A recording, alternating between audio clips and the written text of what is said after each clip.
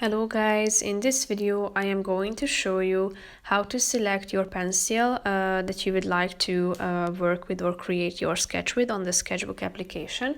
But first I just want to mention, don't forget to subscribe to my channel, because at 10,000 subscribers I am going to show you my whole YouTube revenue statistics and growth strategy, how to make money online. So let's jump into it. First of all, open the app on your phone.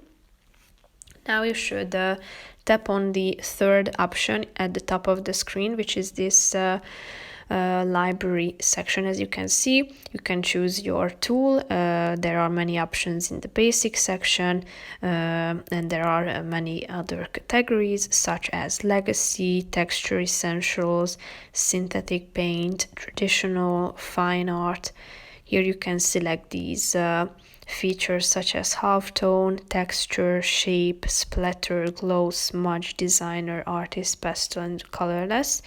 So you should tap on the relevant one that you would like to use. Here at the top you can check each tool's name and also how it looks like. So if you have selected the relevant one, you should just simply go back, and as you can see, you are free to create your sketch with it. If you go back and tap on the settings option at the top, here you will be able to further set features of your selected tool, such as basic or advanced. You can select the size of it, flow and wetness.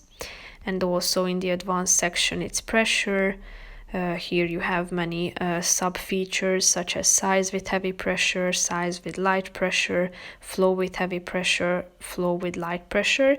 Here indicate the your preferred option on this scale. You can also select the stamp, spacing and roundness and rotation, the nib, and also the randomness as well. So as you can see, there are a vast variety of options that you can select based on your preferences. So if you are done with it, just simply tap on the X button down below, and then you will be able to create your sketch with your customized tool. So that's pretty much it for this video, guys. I hope you found it helpful. If you did, consider subscribing, and see you in the next video. Bye bye.